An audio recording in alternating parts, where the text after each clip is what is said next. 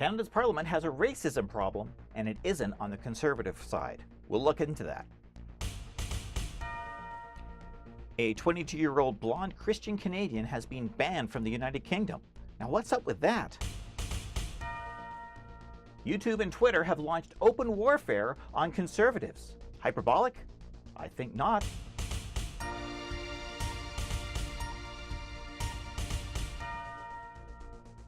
Hey everyone, Steve Britton here with yet another edition of the Speaking Freely podcast. It's glad to see you all here joining me. Well, of course, I can't see you, but I know that you can see me. So I'm very happy that you've joined me today.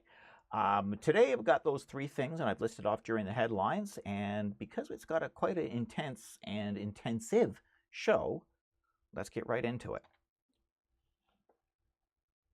You may be surprised to find out that Canada's Parliament has at least one racist member, or maybe not. If you're on the left, you'd probably think that it's some grey-haired man on the Conservative side of the House of Commons. But you'd be wrong. Very wrong. And you'd also be very surprised. Parliament's racist member is a black woman from Whitby named Selina Caesar Chavanez. Now, after the Liberal Party released the budget of 2018, Conservative MP Maxime Bernier tweeted his feelings regarding how the Liberal government used the term racialized in their document. It's up on the wall behind me. They also used the word gender more than 350 times in this document, but that's another story. In response, Liberal MP from Whitby, Selina Caesar Chavanez, tweeted this: "Do some research or a Google search as to why stating colorblindness as a defense actually contributes to racism. Please check your privilege and be quiet. Since our government likes research, here is some evidence." And then she provided a link to an opinion piece. Are you kidding me? An opinion piece is not evidence. It is opinion. Nothing more. Now, secondly, the whole idea of not being racist is to be colorblind. Critics will say that colorblindness strips so-called people of color their uniqueness. It foists whiteness on everyone, and the other usual things that the left goes on about. That's kind of the idea, though. Not the foisting whiteness on, but the whole idea of treating everybody the same. The moment you inject uniqueness into a discussion, you're bringing race back into the picture, for God's sakes. I don't see a certain person as black or white or Asian. I simply see the person. That's the definition of being colorblind. The person has their own experiences, yeah, sure, but the color of their skin has nothing to do with it. But that's not the worst part of this response from Selina Caesar Chavanez.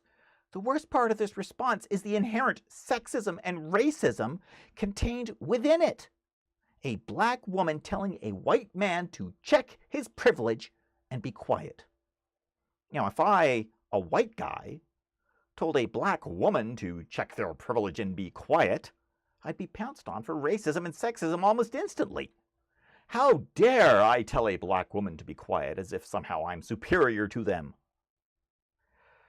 And the point is, telling someone to check their privilege is, by definition, inherently racist and or sexist, because it implies that the target of the statement is somehow set apart from and needs to move aside because of their race or gender.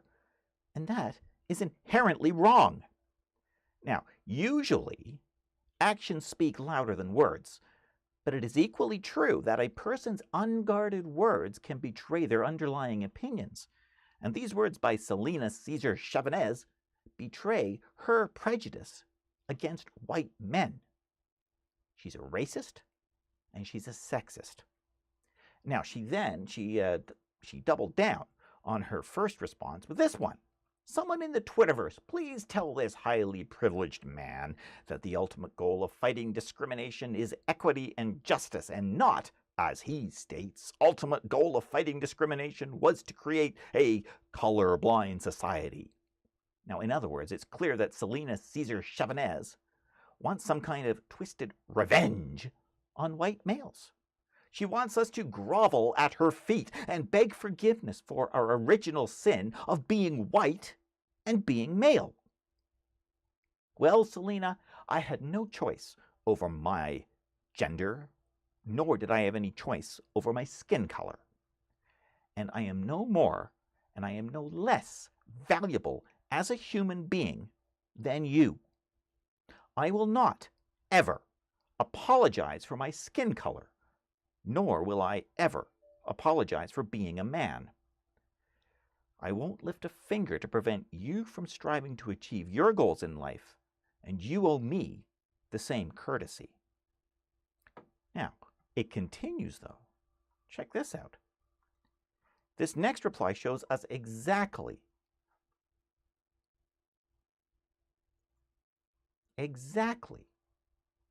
how and why the left behaves as it does. They are so arrogant that they truly believe in their intellectual superiority, and that those of us on the correct side of the political spectrum are incapable or uninterested in becoming more enlightened. This is what leads to binary thinking of us or Nazi that is prevalent on the left, which leads to the punch a Nazi attitude. Now, to be fair, Selena Caesar Chavanez did tweet out some form of contrition afterwards. She said it wasn't cool to tell anyone to be quiet, and the Canadian media has tried to spin that as some kind of apology. Now, to be clear, I don't think it was an apology. It didn't say anything about her attitudes towards privilege, nor did it say anything about the inherent racism and sexism of her initial comment. She simply said that she did, in fact, believe Maxime Bernier had a right to express himself, and that's fair enough, and she was right. And rightly so. Maxime Bernier told her to get lost. And it seems, though, that Justin is okay with this. He's okay with having racists and sexists in his caucus. Disgusting. But for a failed state like Canada, it is highly unsurprising. Now, after a quick break, we'll investigate how a 22-year-old blonde Canadian woman was detained by the UK's Schedule 7 legislation for terrorism. Yes, you did hear that correctly. Hey everyone, thanks for watching. Programs like this take a lot of time and effort to put together, and I hope that my work, which I of course love doing, brings value to you. Now, if that's the case, and of course if you're able, please consider becoming a subscriber or a sponsor of this show. It's never expected, but it is most certainly always appreciated. To become a subscriber or a supporter of the show, whether it's a one-time donation or a monthly sponsorship, head on over to makersupport.com/scbritain. There you can subscribe or donate in support of this program. Every little bit helps improve the show through new and updated equipment, researchers, better studio space, and so on. So please give it some thought, and at the very least, like this video and subscribe to my channel here. And that will help promote my channel and the program to others. Thanks. Now, I'm a Canadian now. That's not a surprise to anyone. It may, though, surprise you to find out that I'm a dual citizen. I have UK citizenship by descent. Now, this means that the UK cannot refuse me entry into their country. And that means it may come in handy to Lauren Southern, Brittany Pettibone, or Martin Sellner at some point in time. And here's why. Earlier this week, Lauren Southern was heading to the UK to do some journalistic work. She decided to follow the same route that many illegal and refugee claimants used there when they're trying to enter the UK, which is the Eurostar. Upon entering the customs zone right before the Channel Tunnel, she was pulled off the train and told to get her luggage. Then they threw her into detention. Later, she got handed over to the Kent Police, which began an interrogation process under Section 7 of British law, which is the terrorism provisions. For the first hour, she had no choice but to answer any and all questions without any access to legal counsel. And then things changed a bit. But before the hour was up, they demanded access to her phone, which she refused to give them. They wanted the password. She said, no way in hell. They threatened to seize it, to hack it, and they would get the data anyway. And as well, they then threatened to take a blood sample and other DNA and do other kinds of unpleasant things to her. Being a feisty and rather tenacious woman, she held her ground. She got asked all kinds of absurd questions too, such as, are you religious? Yeah. Are you Christian? Yes. How Christian are you? What kind of a question is that? Do you think it's okay to drive a truck into a crowd of unbelievers? What? Wait, what? I'm going to repeat that. And believe it or not, I am not making this up. Do you think it is okay to drive a truck into a crowd of unbelievers? Now, let's think about that. If I was trying to get into the UK to commit a crime like that, do you really think that I would actually say in answer to that question, oh yes, in fact, I do think it's okay. In fact, I was going to do that tomorrow. No, of course not. And now after the first hour was up, she requested that her family get contacted to tell them to make sure that they knew where she was and that she was actually safe. The officer that called her father told him that, her father recorded the call. And the officer told him that she was being detained under the Terrorism Act, and unsurprisingly, he was rather surprised. A 22-year-old Canadian blonde woman was being held in the UK under terrorism. Now, but then came the kicker. The officer informed her father that they had no reason to believe that Lauren was in fact a terrorist.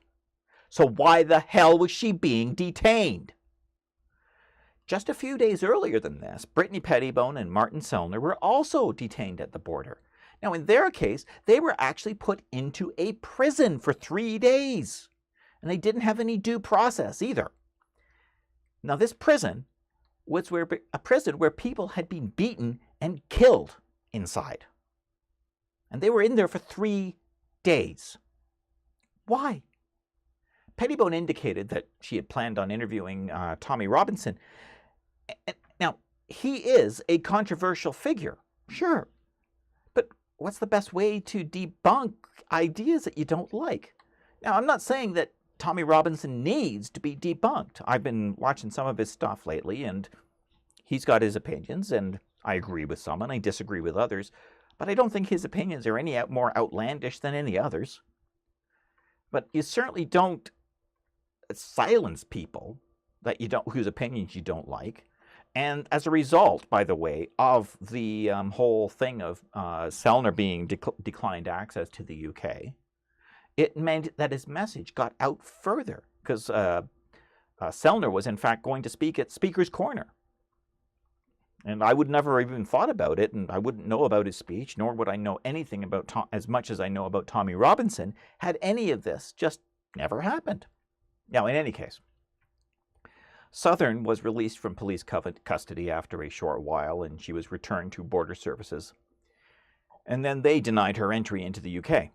The form they presented explained that since, by her own admission, she had been distributing racist literature on February the 24th in Luton, she was a risk to the public good, whatever that is, and therefore was being declined entry.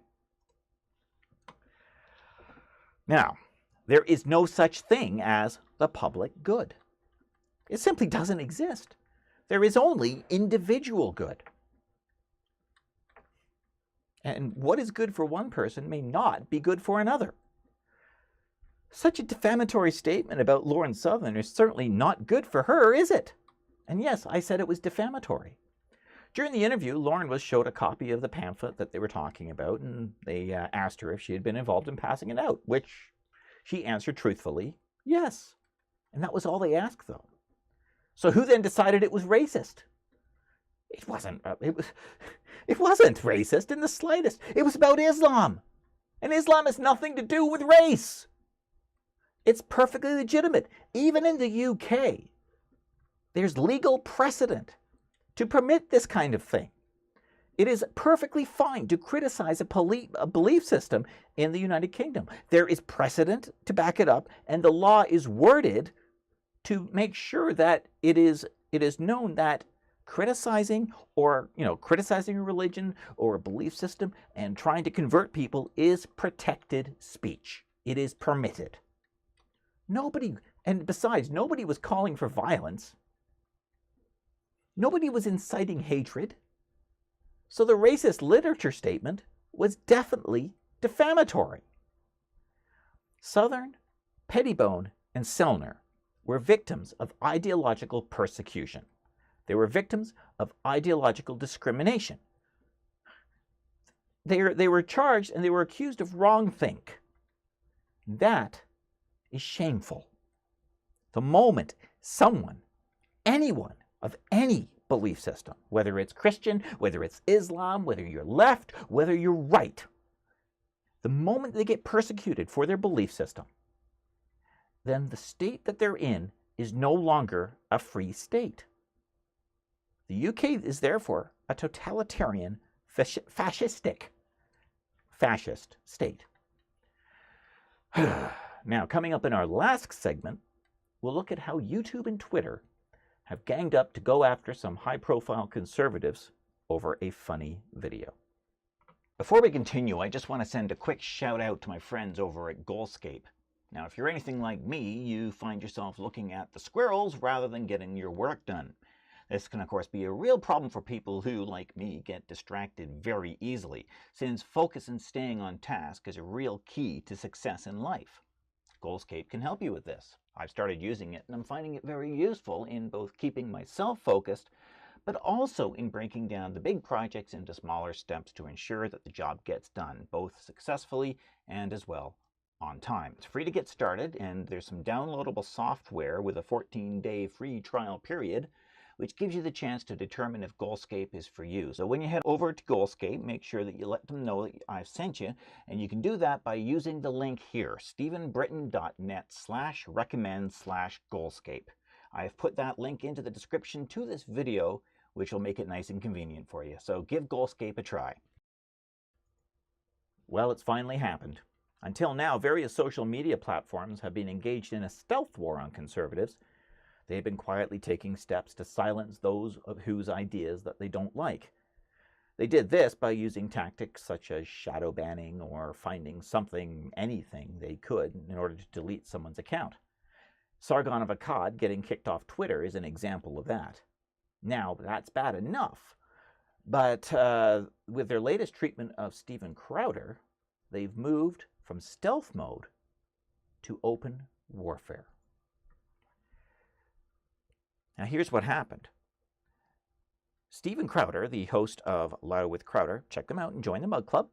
Not Gay Jared, and their newest intern, who uses the name Sven Computer, were attending made a hilarious video of Sven attending a gender fluid meetup or panel thing at the South by Southwest conference. Sven Computer's shtick was that he gender-identified himself as a computer due to his upbringing. Now, things started out bad and they just went downhill from there. People claimed they were uncomfortable and that Sven Computer was creating an unsafe environment. If you've ever heard anything so ridiculous. They ended up calling security, and security showed up and escorted him out. As if that was really the appropriate way and tolerant way to deal with it. Now, whether you think that the concept was funny or not is largely immaterial. It simply is what it is. That isn't the point. The point here is what happened afterwards. The video that they put up got removed from YouTube for so-called privacy violations, even though they took great care to blur out the faces of everyone that had attended the event and the fact that they were in a single-party consent state to begin with. Now, if you don't know what a single-party consent state is, you need to look it up. At virtually the same moment, Steven Crowder, Not Gay Jared, and Sven Computer were all suspended from Twitter for 24 hours. This meant that they could read others' tweets, but they couldn't send any tweets out. It also meant that they had no access to stop scheduled tweets from being sent out either. Steven Crowder had a scheduled tweet regarding the video that he attempted to stop, but because he had been suspended, he couldn't stop the tweet. And when the tweet finally was to be sent out, his suspension was increased to a week. Now, that's pretty sad, don't you think? Twitter upped the ante a bit when they started issuing 24-hour suspensions against anyone who retweeted the link to the video. Twitter's excuse? Hateful conduct. Now, since Sven Computer was really the victim of the hate here, given his treatment at the event, it was rather rich to claim that Steven Crowder, Not Gay Jared, and Sven Computer were the ones engaged in hateful conduct. But that's how the left works, isn't it? It's impossible for the left to engage in hate, but simply showing up and doing something satirical is now hateful conduct. Let's be clear on what hate really is. The emotions of love and hate are very closely aligned. And that is because in both cases, the person feeling the emotion is mentally and emotionally involved in the subject of that emotion. We love our partners, right? So then that means that we are emotionally engaged with our partners. The opposite of love is therefore not hate, but indifference. Because the same idea applies to hate. The person who hates is emotionally invested in the subject of their hatred. I don't think Steven Crowder and friends are emotionally invested in gender-fluid people. They might find the concept absurd or ridiculous, but that's very different from hate. If you are gender-fluid, I don't think that very many people, Crowder and friends included, care a whole heck of a lot. The meetup or panel thing was an opportunity to have a little bit of fun and get a laugh. Humor is subjective, but being unfunny isn't hateful. Now, this sets a very frightening precedent in my view. Critics will claim Twitter, Google, Facebook, and so on are all private companies and could do what they want, and to a point, they're right. Now, the problem is, though, that these are the big guys. These are the companies where everyone is. These are the places that people like me, Steven Crowder, and others use to promote and advertise their businesses. There are other social media platforms out there, but virtually nobody uses them. We are forced, therefore, to go where the audience is, and that means these companies have moved beyond the idea of being merely private corporations, but they're now a medium for communication. They aren't just a private company anymore, but now they're a public utility, and therefore, like the waterworks, the electric company, the telephone, and are almost essential for the present age. Thus, they need to conduct their business practices accordingly, and if they can't be trusted to do it on their own, they're going to have to be regulated. Now, some of you might criticize me based on my libertarian leanings, and I have in the past argued for 100% private industry, 100% of the marketplace, 100% of the time, everything, right? Now, in an ideal, like I've argued for private roads, the whole bit. In an ideal world, that would work. But the world isn't ideal. We clearly don't live in an ideal world, right? The whole concept of an ideal world is it's the idea of an ideal world. And over time, though, my opinions have shifted on this a little bit too. I'm not advocating for regulating the internet, but I am advocating and I'm suggesting that the various platforms that we all use to communicate with each other might need to be subject to regulation, not to prop them up as monopolies, but to protect us, the users, from them. And remember also that these platforms are vast data miners.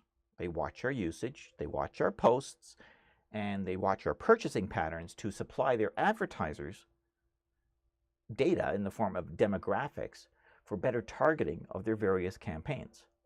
Now, that's kind of frightening, but it's also what they do. Now, this means that there's a bit of a symbiotic relationship between social media and the user base.